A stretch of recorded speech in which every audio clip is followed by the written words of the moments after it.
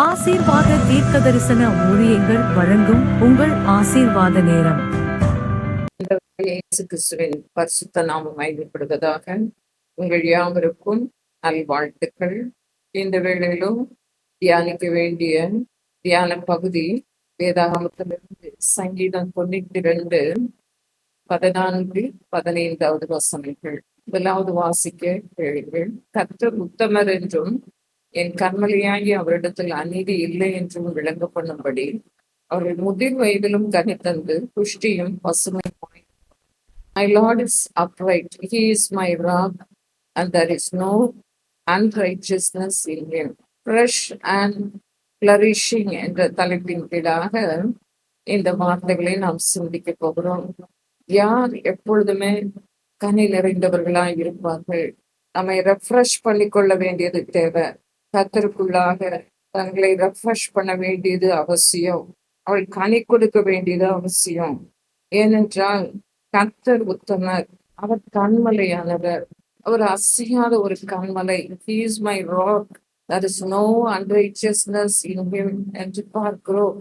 அவரிடத்துல அநீதியே இல்லை என்று சொல்லி வேதவசனம் சொல்லுகிறது. வேதவசனம் ரெட்டித்து அதே வார்த்தைகள் 2 இடங்கள்ல வரும், அல்லது பல இடங்களிலும் அந்த வசனம் அதே ஒத்த வசனம் காணப்படும். இப்பொழுது ஒரே ஒரு வசனத்தை மாத்திரம் உங்களுக்கு மீண்டும் சொல்லி, உபாகமம் 32:4, அவர் கண்மலை, அவர் கிரியை உத்தமமானது, அவர் வழிகளெல்லாம் நியாயம், அவர் நியாயக்கேடு இல்லாத சத்தியம் உள்ள தேவன், அவர் நீதியும் செம்மையும் மாணவர் என்று அந்த வார்த்தையிலும் கர்த்தர் கண்மலை, அவருடைய கிரியைகள் எல்லாம் உத்தமமானது, அவரிடத்துல அநீதியே இல்லை, கண்மலையான தேவன் என்று சொல்லி நம்ம சங்கீதம் 92 பார்த்தோம். அவர் வழிகளும் நியாயமானது, அநீதியே காணப்படவில்லை என்று பார்க்கிறோம். அவருடைய வழிகள், அவருடைய வாழ்க்கை முழுவதையும் நாம் ஆராய்ந்து நாம் நம்மை நிதானிக்கும் பொழுது, அல்லது நாம் நம்மை உணர்ந்து கொள்கிற ஒரு காரியம் என்னவென்றால், அவருடைய வழிகள் எல்லாம் நியாயமானது, நியாயக்கேடு இல்லாத ஒரு சத்தியமுள்ள தேவன், நீதி உள்ள தேவன், நீதியானவர், செம்மையானவர். அவருடைய இந்த குணாதிசயங்களை நாம் நன்கு போக்கஸ் பண்ணி கர்த்தருடைய நீதியையும் செம்மையும் குறித்து உத்தமமான அவருடைய வழிகளை நாம் கண்டுகொண்டவர்களாக, உணர்ந்தவர்களாக நாம் முதலாவது துதிப்போமாக. ஏனென்றால் அவர் வழிகளெல்லாம் நாம் பார்க்கும் பொழுது மட்டுமே, அவர் சத்தியமுள்ள தேவன் என்பதை ஒவ்வொரு நாளும் உணரும் பொழுது மட்டுமே அந்த சத்திய வார்த்தைகள் நம் வாழ்க்கையிலும், அவர் வாயின் வார்த்தைகளை அவர் ஜீவன் உள்ளதாக்கி தருவார். நம்முடைய வாழ்க்கையில அது மிகவும் பயனுள்ளதாய் மாறும். அது நம்மையே மாற்றக்கூடிய வல்லமை பொருந்தியது. முதிர் வயது உள்ளவர்கள் யார்? மாம்சமான யாவர் மேலும் என் ஆவியை ஊற்றுவேன், உங்கள் குமாரத்திகள் தீர்க்க தரிசனம் சொல்லுவார்கள் என்று யோவேல் தீர்க்க தரிசன புத்தகத்திலும் மேலும் அப்போஸ்தலர் அந்த வார்த்தை காணப்படுகிறது. லாஸ்ட் டேஸ் மிகவும் சிறந்த நாட்களாகவே இருக்கும். எப்படி என்றால், எல்லா வயது உள்ளவர்களும், ஆண்டவருக்குள் பிறந்த ஒவ்வொருவரும், சிறியோரும் பெரியோரும், மறுபடி பிறந்த ஒவ்வொருவரும் அவருடைய கிருபையில வளர வேண்டியது தேவையான ஒன்று. எப்படியானது ஒரு பிளான்ட் எப்பொழுதுமே ஒரு ஹெர்பாக, ஒரு ஷ்ரப்பாக மட்டும் இருக்காது.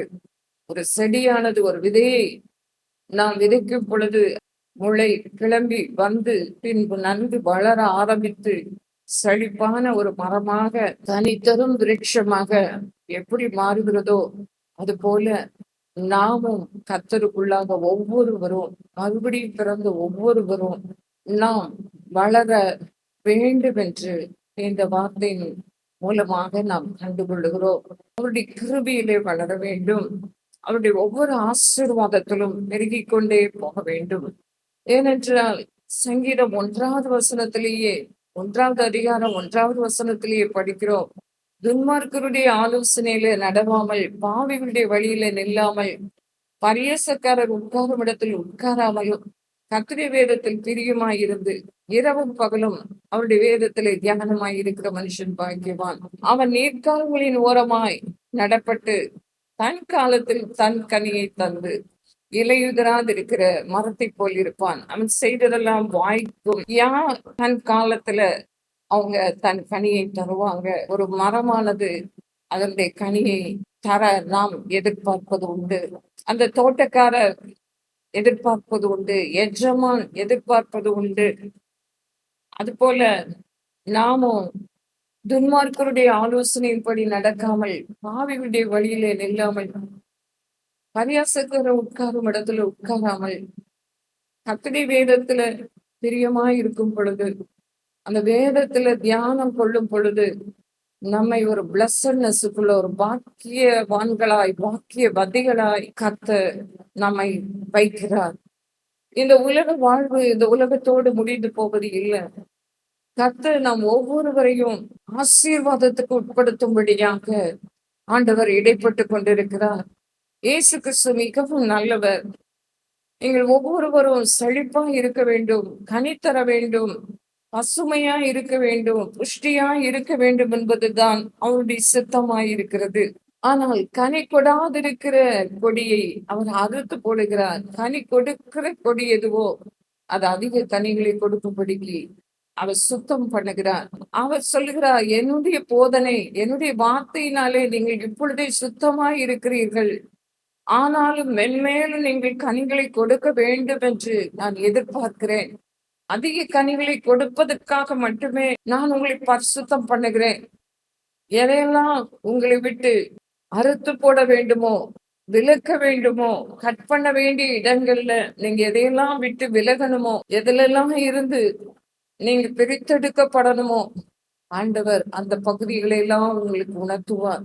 கனிகள் என்று சொல்லும் பொழுது பலன் என்று பார்க்கிறோம். அவருக்கு ஒரு நல்ல பலனை பிறப்பிக்கிறவர்களாக நாம் இருக்க வேண்டும் என்பதற்காக, நானே மெய்யான திராட்சை செடி, பிதா திராட்சை தோட்டக்காரர் என்று சொல்லி நம்முடைய பிதாவாகிய தேவன் நம்மை அவருடைய தோட்டத்துல நல்ல பழங்களை தரும் ஜீவ விருட்சமாக நம்மை நாட்டி வைத்திருக்கிறார். அதைத்தான் யோவான் 15வது அதிகாரத்துல வாசிக்கும் பொழுது ஆண்டவர் சொல்லுகிறார், என் உபதேசத்தினாலே நீங்கள் சுத்தமா இருக்கிறீர்கள், இப்பொழுது சுத்தமாக இருக்கிறீர்கள், என்னுடைய இரத்தத்தினாலே நீங்கள் கழுவப்பட்டீர்கள். ஆண்டவரை ஏற்றுக்கொண்டு அவருடைய பிள்ளைகளுக்கு அவர் சொல்லுகிறார், நீங்க பரிசுத்தமாக்கப்பட்டீங்க, நீதிமானாக்கப்பட்டீங்க, என்னுடைய ஆவியினால நீங்க கழுவப்பட்டது உண்டானால், நீதிமானாக்கப்பட்டது உண்டானால், உமக்குள் நான் பரிசுத்தமாய் இருக்கிறேன் அப்பா என்று சொல்லி நீங்க அறிக்கை பண்ண மென்மேலும் அதிக கனிகளை கொடுப்பீர்கள். அதிகமாய் அவருக்குள்ளே நீங்க நிலைத்திருக்க எத்தனைப்பீர்கள். 15:4 என்னில் நிலைத்திருங்கள், நானும் உங்களில் நிலைத்திருப்பேன். கொடியானது திராட்சை செடியில் நிலைத்திராவிட்டால் அது தானாய் கனி கொடுக்க மாட்டாதது போல, நீங்களும் என்னை நிலைத்திராவிட்டால் கனி கொடுக்க மாட்டீர்கள் என்று இந்த 4வது வசனத்துல நாம் பார்க்கிறது போல, நாம் அவரில் நிலைத்திருக்க வேண்டும் என்று சொல்லி அவர் எதிர்பார்க்கிறார். அவரில் நிலைத்திருப்பது என்றால் என்ன? ஒரு கொடியானது திராட்சை செடியாகிய அவரோடு பின்னி பிணைந்த ஒன்றாக இருக்கும் பொழுது மட்டுமே அது உலர்ந்து போகாது, அது தனித்திருக்காது. அது ஒட்டப்பட்டதாக செடியோடு இணைந்து அதனுடைய சாராம்சத்தெல்லாம் உறிஞ்சினதாக, அதை சார்ந்து கொண்டதாக அந்த கொடி படர்ந்து இருக்கும். அது போல நாமும் அவரை சார்ந்து ஒட்டி வாழ வேண்டியது, அவரோடு அட்டாச்சா இருப்பது, அவரோடு நாம் இறுக பிணைக்கப்பட்டிருப்பது அவசியம். நமக்காக கை கொடுக்கத்தக்கவன் யார், பிணைப்படுகிறவன் யார் என்று சொல்லி நீங்க ஒருவேளை கேள்விக்குறியோடு இருக்கலாம். ஆனா கர்த்தர் உங்களுக்காக பிணைப்படுகிறவர், உங்களுக்கு கை கொடுப்பார். நீங்கள் மாத்திரம் உங்களை அவரிடத்துல நீங்க ஒப்பு கொடுத்து இயேசு கிறிஸ்துவோடு நீங்க நிலைத்திருக்க நீங்க சம்மதிப்பீர்கள் என்றால், நீங்க மிகுந்த கனிகளை கொடுப்பீர்கள். அவரில் நீங்க கட்டப்பட முடியும். ஏனென்றால் அவரை அல்லாமல் உங்களால் ஒன்றும் செய்யக்கூடாது. அவர் தம்முடைய பராக்கிரமத்தை, வல்லமையை வரப்போகிற சந்ததிக்கு அறிவிப்பதற்காக முதிர் வயதும் நாரை மயிரும் உள்ளவன் ஆகும் வரைக்கும் கைவிடீராக என்று சொல்லி தாவீது ஜெபம் பண்ணுகிறத பார்க்கிறோம். இப்பொழுது தேவனே, இது இந்த சந்ததிக்கு, இந்த கடைசி கால சந்ததிக்கு உமது வல்லமையை வரப்போகிற யாவருக்கும் உமது பராக்கிரமத்தை நான் அறிவிக்கிற வரையிலும் அப்பா என்னை நீ பயன்படுத்துவீராக என்று சொல்லி நாமும் கேட்போமா? ஆண்டவர் 7 வயது உள்ளவர்களை கண்ணோக்கி பார்க்கிறார். அவர்களை வரும் நாட்களிலே வல்லமையாய் பயன்படுத்த போகிறார். முதியவர்களையும் பயன்படுத்த போகிறார். நான் ஆவிக்குரிய முதிர்ச்சியை குறித்து இப்பொழுது உங்களிடத்திலே சொல்லிக் கொண்டிருக்கிறேன். யார் அந்த மெச்சூரிட்டியை பெற்றுக்கொள்வார்கள் என்றால், நாம் அவருக்கு மிகுந்த கனிகளை கொடுக்கும் பொழுது மட்டுமே நம்முடைய பிதாவாகிய தேவன் மகிமைப்படுவார். எனக்கும் சீஷராய் இருப்பீர்கள், அந்த மெச்சூர் டிசைபிளாய் இருப்பீங்க என்று அவர் சொல்லுகிறத பார்க்கிறோம். யோவான் 15:8 நாம் அவ்விதம் வாசிக்கிறோம். மேலும் அவருக்குள் எப்படி நிலைத்திருக்க முடியும்? எப்படி கனி கொடுப்பது? எல்லா சூழ்நிலையிலும் கனி கொடுக்க முடியுமா என்று சொல்லி நீங்க உங்களுக்குள்ளே யோசிப்பீர்கள் என்றால் அதற்கும் பதில் உண்டு. எந்த கஷ்டம் வந்தாலும் உஷ்ணம் வருகிறதை காணாமல், கஷ்டம் வருகிறத அதை போக்கஸ் பண்ணாம, அதை கான்சென்ட்ரேட் பண்ணாம, அதை பார்த்து சோர்ந்து போகாமல் அல்லது வறட்சி அடையாமல் இருப்பதற்காக தண்ணீர் அண்டையிலே நாம் நாட்டப்பட்ட மரம் என்பதை மறந்து போக வேண்டாம். தன் வேர்களை விடுகிற ஒரு மரம், கால்வாய் ஓரமாய் தண்ணீர் அண்டையிலே நாட்டப்பட்ட மரம், எப்பொழுதும் மழை தாழ்ச்சி வந்தாலும் கூட, எந்த உஷ்ணம் காணப்பட்டாலும் கூட, வெயில் காலங்களிலும் கூட வருத்தமின்றி தப்பாமல் கனி கொடுக்கிற மரமாய் இருக்கும். அதுபோல கர்த்தரை நம்புகிற மனுஷன், கர்த்தரையே நம்பிக்கையாய் கொண்டிருக்கிறவன், கர்த்தர் மேல் நம்பிக்கை கொண்டிருக்கிறவன் வருத்தமின்றி தப்பாமல் கனி கொடுப்பான். நிலைத்திருக்கிறவர்கள் அதிகமாய் கனி கொடுப்பார்கள். நல்ல கனி கொடாத மரமெல்லாம் வெட்டுண்டு அக்கினியிலே போடப்படும்.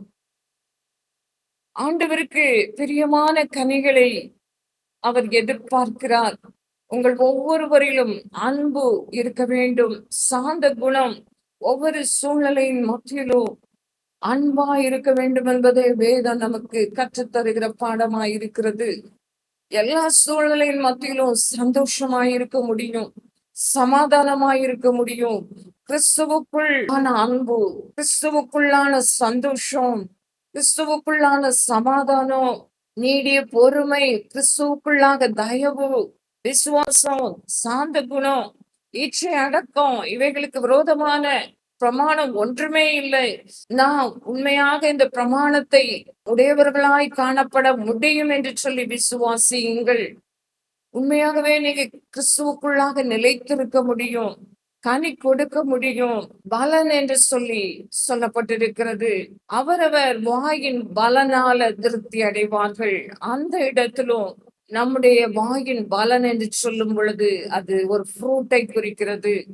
அதனால திருப்தி உண்டாகும். நம்முடைய ஸ்பீச் மூலமாக, வாய்ஸ் வேர்ட்ஸ் மூலமாக அதுவும் ஒரு பலனை பிறப்பிக்கிறதா இருக்கிறது. ஆவிக்குரிய 9 வித கனிகள் மட்டும் அல்ல, ஆண்டவர் விரும்புகிற காரியம். ஒவ்வொரு இடத்திலும் நாம் நம்முடைய மெச்சூரிட்டிய காத்துக்கொள்ள வேண்டியது அவசியம். கிறிஸ்துவுக்குள்ளாக நாம் காத்துக்கொள்ள முடியும். எல்லா காவலோடு நீ உன்னை காத்துக்கொள், அப்பொழுது அதனிடத்தினின்று ஜீவ ஊற்று புறப்படும். விசுவாசிக்கிற உன் உள்ளத்திலிருந்து ஜீவ தண்ணீர் உள்ள நதிகள் ஓடும் என்று சொல்லுகிறார். நாம் மற்றவர்களுக்கு அறிவிக்க வேண்டியவர்கள், வரப்போகிற யாவருக்கும் அவருடைய பராக்கிரமத்தை அறிவிக்கிற நாள். நாம் சாவாமல் பிழைத்திருந்து கர்த்தருடைய செய்கைகளை எக்ஸாஜரேட் பண்ண வேண்டும், விவரிக்க வேண்டும் என்று கர்த்தர் சொல்லுகிறார். இந்த வேளையிலும் கூட ஆண்டவர் சொல்லுகிறார், எல்லா வயதிலும் நான் உங்களை கடைசி வரையிலும் தாங்குவேன். நான் அப்படிதான் செய்து வந்தேன், இனிமேலும் நான் ஏந்துவேன், நான் என் சுமப்பேன் என்று சொல்லுகிறார், தப்புவிப்பேன் என்று சொல்லுகிறார். யோவான் 6வது அதிகாரத்துல பார்க்கும் பொழுது, யார் நிலைத்திருப்பார்கள் என்று சொல்லி பார்க்கும் பொழுது, இயேசு கிறிஸ்துவே சொன்ன ஒரு போதனை, இதிலே புசிக்கிறவன் மறியாமல் இருக்கும்படிக்கு வானத்தில் இருந்து நான் இறங்கி வந்த அப்பம் என்று சொல்லுகிறார். நான் ஜீவ அப்பமாயிருக்கிறேன். இந்த ஜீவ அப்பத்தை புசிக்கிறவன் என்றென்றைக்கும் பிழைப்பான். நான் கொடுக்கும் அப்பம் உலகத்தின் அனைத்து ஆத்துமாக்களுக்காகவும் எல்லாருக்காகவும் நான் கொடுக்கும் என் மாம்சம் என்றார். அப்பொழுது யூதர்கள் எல்லாம், இவன் எப்படி தன்னுடைய மாம்சத்தை எப்படி நமக்கு புசிக்க கொடுப்பான் என்று தங்களுக்குள்ளே வாக்குவாதம் பண்ணினார்கள். ஆனால் இயேசு கிறிஸ்து சொன்னார் அவர்களை நோக்கி, நீங்கள் மனுஷகுமாரனுடைய மாம்சத்தை புசியாமலும் அவருடைய இரத்தத்தை பானம் பண்ணாமலும் இருந்தால், அவர் சிலுவையிலே அறியப்படுவதற்கு முன்பதாகவே இந்த அறிவுரைகளை எல்லாம் சொல்லி சென்றதை பார்க்கிறோம். உங்களுக்குள்ளே ஜீவன் காணப்பட முடியாது. இன்றைக்கு அநேகர் ஆண்டுடைய சரீரத்தை குறித்து, இரத்தத்தை குறித்து சரியான ஒரு அர்த்தம் தெரியாமல் எடுக்கிறவர்களும் உண்டு. ஆனா உங்களுக்குள்ளே ஜீவன் இருக்கும். நீங்க அவருடைய சரீரத்தோடு ஐக்கியப்படும் பொழுது, அவருடைய இரத்தத்தோடு நீங்க கலக்கும் பொழுது, இந்த கம்யூனியன் சர்வீஸ்ல ஆண்டவர் சொல்லி இருக்கிற இந்த காரியத்தை கை கொள்ளும் பொழுது உங்களுக்கு ஜீவன் உண்டாயிருக்கும். அது என்லெஸ் லைஃப் இருக்கும். நித்திய ஜீவன் உண்டு. நீங்க என்னுடைய சரீரத்தை புசித்து அல்லது என் மாம்சத்தை புசித்து என் ரத்தத்தை பானம் பண்ணுவீர்கள் என்றால் உங்களுக்கு நித்திய ஜீவன் உண்டு. நான் உங்களை கடைசி நாள்ல எழுப்புவேன். என் மாம்சம், என்னுடைய சரீரம் மெய்யான போஜனம், என் ரத்தம் மெய்யான பானம். என் மாம்சத்தை புசித்து என் ரத்தத்தை நீங்க பானம் பண்ணினால் என்னிலே நீங்க நிலைத்திருப்பீங்க, நானும் உங்களிலே நிலைத்திருக்கிறேன் என்று இந்த இடத்திலும் கூட கர்த்தர் நிலைத்திருக்கிறதை குறித்து சொல்லுகிறார். ஜீவனுள்ள பிதா என்னை அனுப்பினார். நான் பிதாவினால் பிழைத்திருக்கிறது போல நான் உயிரோடு எழும்பினேன். உங்களுக்காக நான் மரித்தேன். உலகத்தின் அனைத்து மனுக்குலத்துக்காக பாவங்களை நிவர்த்தி செய்கிற கிருபாதார பலியாக நான் பாவ நிவாரணத்தை உண்டு பண்ணும்படி அனைத்து மனுக்குலத்துக்காகவும் நான் ஜீவனை கொடுத்தேன், மறித்தேன். ஆனாலும் நான் சதா காலங்களிலும் உயிரோடு இருக்கிறேன் என்று சொல்லி இயேசு கிறிஸ்து, ஆண்டவராய் இயேசு கிறிஸ்து தாம் சொன்னபடியே உயிர்த்தெழுந்தார். நமக்காக தம்முடைய ஜீவனை கொடுத்தார். இன்றைக்கும் அவர் பிதாவினால அந்த உயிர்த்தெழுந்த வல்லமை, உயிர்த்தெழுந்த ஜீவன் பிதாவரை எழுப்பினார், உயிரோடு எழுப்பினார். அவர் பிதாவினால் பிழைத்திருக்கிறார். அதுபோல அவரை புசிக்கிறவனும் அவராலே பிழைப்பான் என்று சொல்லுகிறார். வானத்தில் இருந்து இறங்கின அப்பம் இதுதான். நீங்க பிதாக்கள், உங்களுடைய பிதாக்கள் புசித்த அந்த மன்னாவை போல அல்ல, அவங்க எல்லாம் மரித்து போனாங்க. ஆனா இந்த அப்பத்தை புசிக்கிறவனோ என்றென்றைக்கு பிழைப்பான். நாம் அவருடைய அப்பத்தை அவருடைய சரீரம் என்று சொல்லி, மெய்யான போஜனம் என்று சொல்லி நாம் எடுத்துக்கொள்ளும் பொழுது ஆண்டவர் அவரோடு நம்மை இணைக்கப்பட்டவர்களாக, பிணைக்கப்பட்டவர்களாக காண்கிறார். இதை நாம் அனுசரிக்கும் பொழுது நாம் பலனடைவோம். நாம் நம்முடைய சரீரத்திலே சுகம் அடைவோம். அதே போல அவருடைய ரத்தத்துல பானம் பண்ணுகிறதுனாலையும் ஆண்டவர் உங்களுக்குள்ளே சுகத்தை கட்டளையிடுவார். இந்த வேளையிலும் கர்த்தருக்குள்ளே நிலைத்திருக்கிற அனுபவம் எவ்வளவு அருமையானது என்று பாருங்கள். எல்லா வயதிலும் ஆண்டவர் எல்லா வயது உள்ளவர்களையும் நேசிக்கிறார். எல்லா வயதிலும் நாம் கனி கொடுக்க முடியும். நாம் வருத்தமின்றி தப்பாமல் கனி கொடுப்போம். ஏனென்றால் தண்ணீர் அண்டையிலே நாம் நாட்டப்பட்டிருக்கிறோம். தண்ணீர் பரிசுத்த ஆவியானவரை குறிக்கிறது. நமக்கு பாயும் தண்ணீர் அது எப்பொழுதுமே அந்த பரிசுத்த ஸ்தலத்திலிருந்து பாய்ந்து கொண்டே இருக்கும். ஒவ்வொரு மாதமும் புது கனிகளை கொடுத்து கொண்டே இருக்கும்படிக்கு ஆண்டவர் அந்த கனிகளை கொடுக்கும்படிக்கு பரிசுத்தம் பண்ணி அது புசிப்புக்கு, ஆகாரத்திற்கு, ஆவிக்குரிய மற்றவர்களுக்கு உணவாய் இருக்கும்படிக்கு அவைகளின் இலைகள் கூட பச்சையாய் இருக்குமாம். அப்படி என்றால் நாம் ஏற்கனவே முதலாவது சிந்தித்தது போல புஷ்டியும் பசுமையுமாய் இருப்பாங்க. எப்பொழுதுமே ஃப்ரெஷ்ஷா இருப்பாங்க. அவங்க எப்பொழுதுமே பிளரிஷ்னஸ் உள்ள காணப்படுவாங்க என்று சொல்லி பார்க்கிறோம். உம்மை பின்பற்றுகிற சீஷிகள் என்று சொல்லி நீங்க அவரை ஏற்றுக்கொண்ட நீங்கள் பின்பற்றி கொண்டிருக்கலாம், நல்லது. ஆனால் இன்னும் அப்படி சொல்ல முடியாமல் விசுவாசித்து மட்டும் விசுவாசிகளாய் மாத்திரம் நீங்க இருக்கலாம்.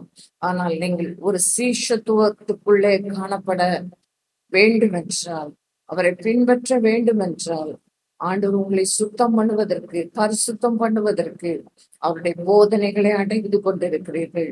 பரிசுத்தம் பண்ண அவர் விரும்புகிறார். இந்த வேளையிலும் கூட உங்களை ஒப்பு கொடுப்பீர்களா?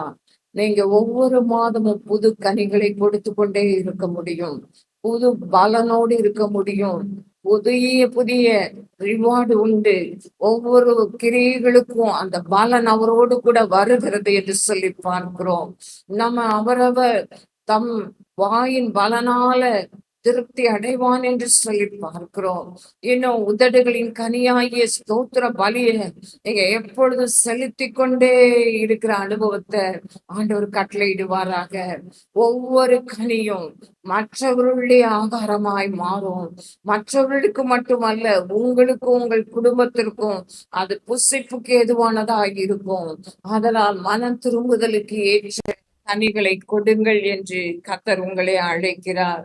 கனிகளை தருகிறவர்களாய் இருக்கும் பொழுது மட்டுமே அந்த பதரையெல்லாம் அவியாத அக்கினியினாலே சுட்டரிக்கிற ஒரு நாள் வருகிறது. கோதுமையோ தமது களஞ்சியத்திலே அவர் சேர்ப்பார் என்று வேத வசனம் சொல்லுகிறது. கோடாரியானது மரங்களின் வேறருகே வைத்திருக்கிறது. அதெல்லாம் நல்ல கனி போடாத மரமெல்லாம் வெட்டுண்டு அக்கினியிலே போடப்படும் என்று சொல்லி வேதம் சொல்லுகிறது. அதெல்லாம் நல்ல கனிகளை கொடுக்க தீர்மானம் எடுத்து மனம் திரும்புதலுக்கு ஏற்ற கனிகள், ஆவிக்குரிய கனிகள், இன்னும் நற்கிரிகளாகிய கனிகளை கொடுக்க இப்பொழுதே தீர்மானம் பண்ணி உங்களை ஒப்பு கொடுப்பீர்களா? மெச்சூர் டிசைபிள்னஸ் ஆண்டவர் உங்கள் வாழ்விலே ஒவ்வொருவர் வாழ்விலும் கட்டளையிட வேண்டும் என்று சொல்லி இப்பொழுதும் ஆண்டவர் இப்பொழுதும் ஒரு ஆதங்கத்தோடு கூட காணப்படுகிறது. நான் ஆவியில உணர முடிகிறது. Thank you Lord, thank you Lord.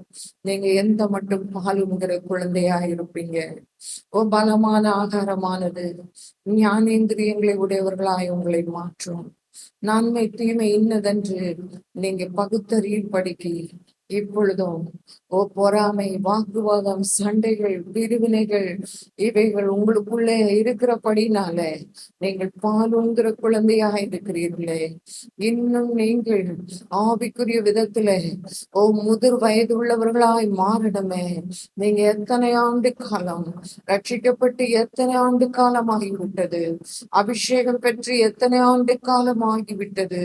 நீங்க மாதிரிகளாய் ஜீவிக்க வேண்டும் அல்லவா என்ற ஆண்டுடைய உள்ளமானது உங்களை குறித்து பாரப்படுகிறது. ஆண்டுடைய ஆவியானவர் உங்களுக்குள்ள இப்பொழுதும் உணர்த்துகிறார். இப்பொழுதும் ஒப்பு கொடுங்க. அப்பா, நாங்கள் ஆண்டவரை உமோடு ஆண்டவரை இணைந்திருக்கிற கொடிகளாய் மாற விரும்புகிறோம். அப்பா, உலர்ந்து போன அனுபவம் அல்ல, விரக்தியான அனுபவம் அல்ல ஆண்டவரே. யார் யார் உலர்ந்து போன அனுபவத்துல சத்துவமற்று காணப்படுகிறார்களோ அவர்கள் ஒவ்வொருவரும் ஆண்டவரே சத்துவத்தை பலனையும் பெற்றுக் கொள்வார்களாக. யார் யார் சோர்ந்து போயிருக்கிறார்களோ அவர்களுக்கு சத்துவத்தை பெருக பண்ணுகிறவரே, சத்துவத்தை பலனையும் பெருக பண்ணுங்க ஆண்டவரே. எஸ் லோ, ஒவ்வொருவரும் தங்களுடைய ஆவிக்குரிய பலனை ஸ்திரப்படுத்திக் கொள்ளுவார்களாக. கொள்ளுவார்களாக. ஒவ்வொருவருக்கும் திட மனதை கொடுப்பீராக ஆண்டவரே. ஒவ்வொருவரை பிறருக்கு பிரயோஜனம் உள்ள பாத்திரங்களாய் மாற்றுவீராக தகப்பனே. எஸ் லார்ட், உங்களுடைய உள்ளத்தின் ஆண்டவரே பாரம் அதுதான். உங்களுடைய உள்ளத்தின் எதிர்பார்ப்பு அதுதான். உங்களுடைய உள்ளத்தின் ஆழத்திலிருந்து நீங்க பேசுகிற காரியம் அதுதான் தகப்பனே. ஒவ்வொருவரும் ஆண்டவரே பசுமையா இருக்க வேண்டும். தேவனுடைய பார்வையில வெளியேறப்பட்டவர்கள் என்பதை அவங்க ஆண்டவரை உணர உதவி செய்யுங்க. ஒவ்வொருவரும் உணர உதவி செய்யுங்க. எல்லா காலங்களிலும் நீ பயன்படுத்த முடியும் என்ற விசுவாசத்தை கொடுங்க, தைரியத்தை கொடுங்க.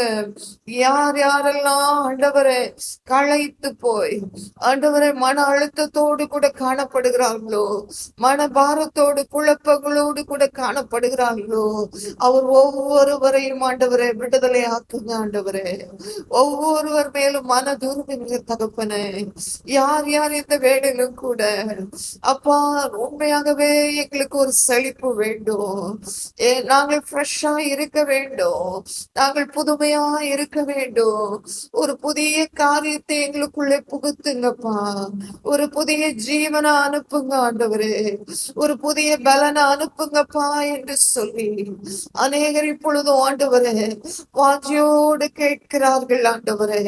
அவர்கள் ஒவ்வொருவருக்கும் ஆண்டவரே அவர்கள் புதிய ஜீவன் உள்ளவர்களாக நடந்து கொள்ளும்படிக்கு ஒரு புதிய ஆவி பெற்றவர்களாக, ஒரு புதுமை பெற்றவர்களாக இயேசுவின் நாமத்தினால இப்பொழுதே ஒரு புது கனிகளை கொடுக்கும்படிக்கு இந்த மாதத்திலே அவர்கள் ஆண்டவரை புது கனிகளை கொடுத்து கொண்டே இருக்கும்படிக்கு உமக்குள் இருக்கும்படிக்கு தொடர்ந்தேச்சியாய் ஆண்டவரை உம்மை பின்பற்றும் படிக்கு ஆவியானவரை ஒவ்வொருவருக்கும் கிருபை கொடுப்பீராக. Yes lord, yes lord. தேர வேண்டிய பிரகாரம், வளர வேண்டிய பிரகாரம், உம்மை அறிய வேண்டிய பிரகாரம் ஆண்டவரை ஒவ்வொருவரும் உம்மை அறிந்து கொள்ளுவார்களாக, கண்டு கொள்ளுவார்களாக. அப்படியே நீர் ஆண்டவரே இந்த சுகத்தை கேட்டு ஒவ்வொருவரையும் ஆண்டவரை கண்ணீரை துடைத்து ஒவ்வொரு முதிர் வயதில் உள்ளவர்களையும் நான் உன்னை என் கிருபையினால் தாங்குவேன், உன்னை ஏந்துவேன், உன்னை இதுவரையிலும் சுமந்தேன், தப்புவித்தேன், இன்னமும் நான் காத்து கொள்ளுவேன் என்று சொல்லி திருவிழம் பற்றி ஒவ்வொருவர் மேலும் ஆண்டவரே, ஒவ்வொருவர் மேலும் என்னிடத்துல அநீதி இல்ல, என்னை நம்பு மகளே, நான் உனக்கு நியாயம் செய்கிறவர், நான் நியாய கேடில்லாத தேவன், நான் நீதி நியாயத்தை செய்கிறவர், நான் செம்மையான தேவன், செம்மையான வழியிலே உன்னை நடத்துவேன் என்று சொல்லி நான் உன்னை என் கண்மலையின் வெடிப்புக்குள்ளே உன்னை ஒழித்து வைத்து நான் உன்னை காப்பாற்றுகிறவர் என்பதை நீ அறிந்து கொள், நீ அறிந்து கொள், நீ அறிந்து கொள். என் கரத்தின் நிழலினால் நான் உன்னை மூடுகிறேன் என்று சொல்லுகிறார். நீ என் ஜனம் என்று சொல்லுவதற்காக என் வார்த்தைகளை உன் வாயிலே அருளுகிறேன். அப்பா ஒவ்வொருவரை நீங்க ஆண்டவரே அப்பா பலப்படுத்துகிறதற்காக ஸ்தோத்திரம், உயிர்ப்பிக்கிறதற்காக ஸ்தோத்திரம்.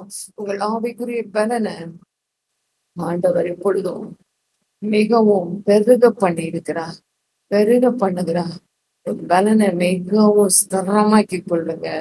உங்க பலனை மிகவும் அவரோடு புதிதாக்கி கொண்டே இருக்க ஆண்டவர் உங்களுக்கு வர நாள்ல உதவி செய்வார். அப்பா நீங்க ஆண்டவர் ஒவ்வொருவரையும் தொட்டதற்காக உமக்கு நன்றி அப்பா, உமக்கு நன்றி. புதிய ஆண்டவரை அப்பா பசுமையான அனுபவங்களுக்காக நன்றி. கிறிஸ்து இயேசுவுக்குள் பசுமையான அனுபவங்கள் ஆண்டவரை, கனி கொடுக்கிற அனுபவங்கள், உம்மை மகிமைப்படுத்துகிற அனுபவங்கள் எல்லாம் தொடர்ந்தேச்சியாய் காணப்பட நீங்க உதவி செய்ய போகிறதற்காக உமக்கு நன்றி. சகல துதி கன மகிமையாவே உமக்கு செலுத்துகிறோம். இயேசு கிறிஸ்துவின் நாமத்தில் வேண்டிக் கொள்கிறோம் நல்ல பிதாவே. உங்கள் சாட்சிகளை மறக்காமல் எங்களுக்கு தெரியப்படுத்துங்கள். ஜெபம் மற்றும் ஆலோசனைக்கு 9362772311 என்ற எண்ணில் தொடர்பு கொள்ளுங்கள்.